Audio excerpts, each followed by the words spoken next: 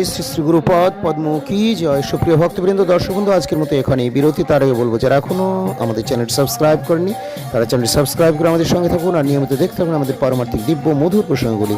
আপনি যদি চান তাহলে আপনার গৃহ এই ধরনের ভক্তি বিজয় নামট্য কর্তৃক পারমার্থিক অনুষ্ঠান সম্পন্ন করুন।